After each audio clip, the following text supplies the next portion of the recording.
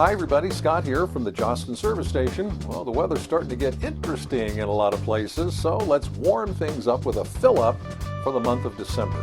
Coming up in a moment, some great ideas on fresh yearbook creativity from a nationally recognized expert. Stay tuned for some great ideas. It's not too late to try some new things. But first, let's start with some news. Well, depending on when you're watching this, either have a very Merry Christmas and Happy New Year, or we hope you had a very happy holiday season. Of course, for January, still a lot of uncertainty out there. Some of the doom and gloomers saying it could be a really rough stretch. Hope they're wrong. But either way, what are some basic ideas for right now here in the middle of the school year? First, get out there and take lots of images right now, and especially at winter sports games. If the doom and gloomers are right, and a lot of schools have their schedules disrupted again in the coming weeks, you don't want to be caught short on images like too many schools have been the last couple of years. Get out there right away, sports games, events, other winter activities. Take a ton of photos, not a few. Make sure you always have more than enough material for your page creation. Next up is proofreading, which is something that too many yearbook staffs don't give nearly enough attention to. Folks don't want to see mistakes in the yearbook that are then there for a lifetime. Some quick ideas? Use the spell check button. It's there to use. Make sure you check the spelling of your words.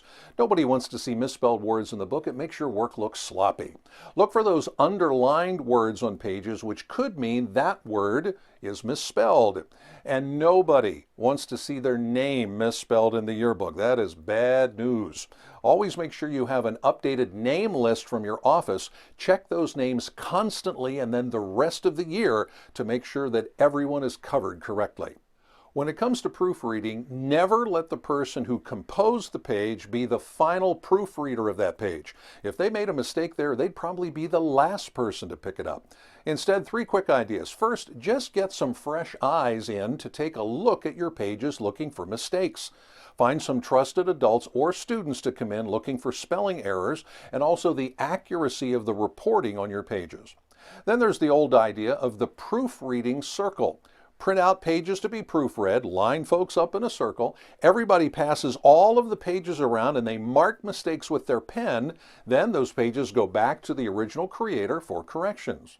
And if you don't want to use paper, that's okay. Instead, have your group ready. Put the pages up on the big screen of your classroom. Your entire group looks at pages looking for mistakes. And even though it's the middle of the school year, it's not too late to start an online ad sales campaign to get you some extra revenue. Our Jostens online ad sales tools are terrific, easy to use. All you have to do is promote, then eventually edit the pages before you submit them. And all of this is free money for you.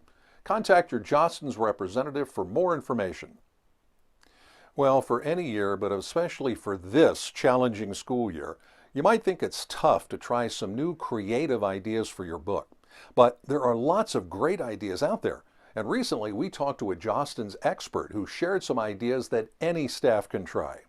Hello, my name is Rick Brooks. I'm Jostens Creative Design Manager. I'm actually part of our creative accounts team with Tina Cleveland, Jeff Moffitt, Liz Walsh, Brian Martinez, and of course Casey Nichols and Margaret Soros. I'm actually based in Port Matilda, Pennsylvania, and I travel just about all over the country doing design support for schools, a lot of colleges, a lot of high schools, pretty much everywhere. The pandemic has affected, well, I think it's color. The pandemic has really affected color and a little bit with font too.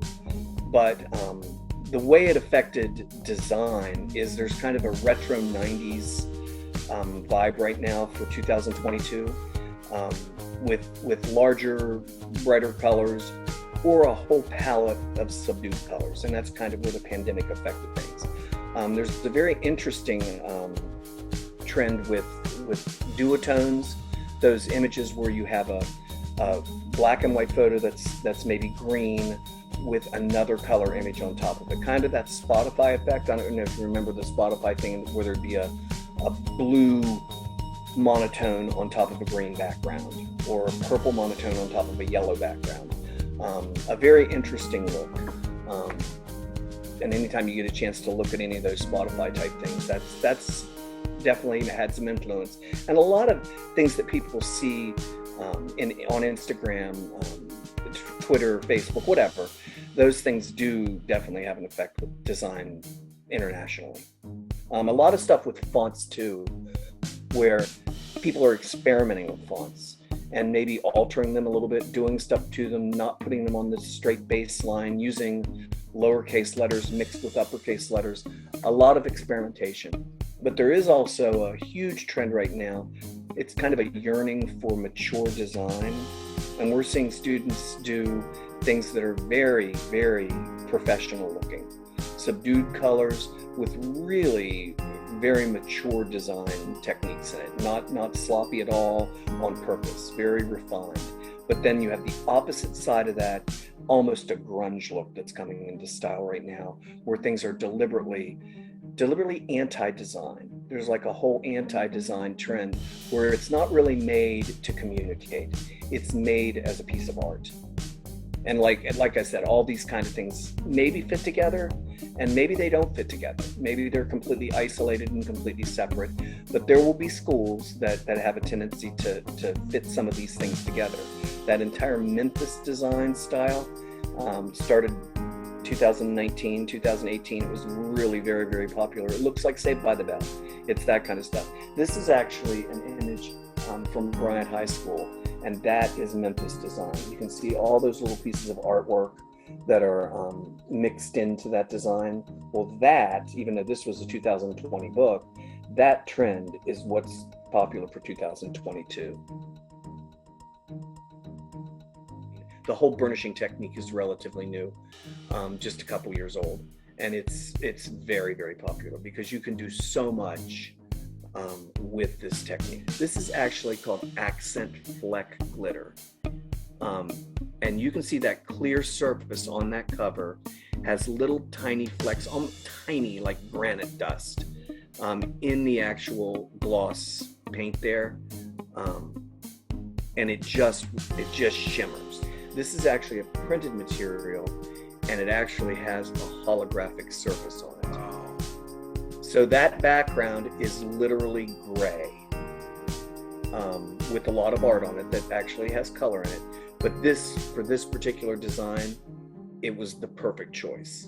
Actually, retro design just means older design that comes back, and design always does that. It always cycles back. Everything always cycles back.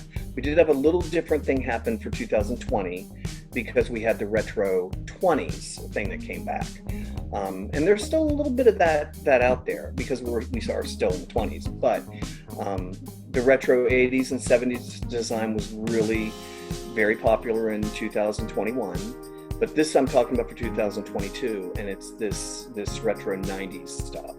And that's where those colors come into play, both palettes, the subtle and the very, very bright, powerful one. Thanks again to Rick for sharing lots of tips and strategies for some great creative ideas for your book this year. Rick has been at this for well over 3 decades, and all it takes are some basic creative changes for you to have a terrific yearbook this year. But you only saw a small portion there. To hear the entire 50-minute interview with Rick Brooks with many, many more great ideas and strategies for yearbook creativity, check out our podcast at the address shown on the screen. And be sure to follow our Yearbooking Report podcast so you never miss an episode. Finally, it's that time again, time to enter the annual Jostens photo contest. Hopefully you've been out there taking great images already. Why not take a shot at winning one of our terrific prizes? It's easy to do. Just go to jostens.com/photo contest. The contest officially begins January 1st and ends March 1st.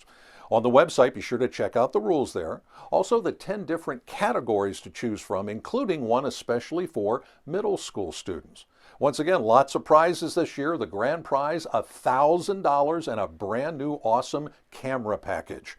So, if it's after January 1st, enter today.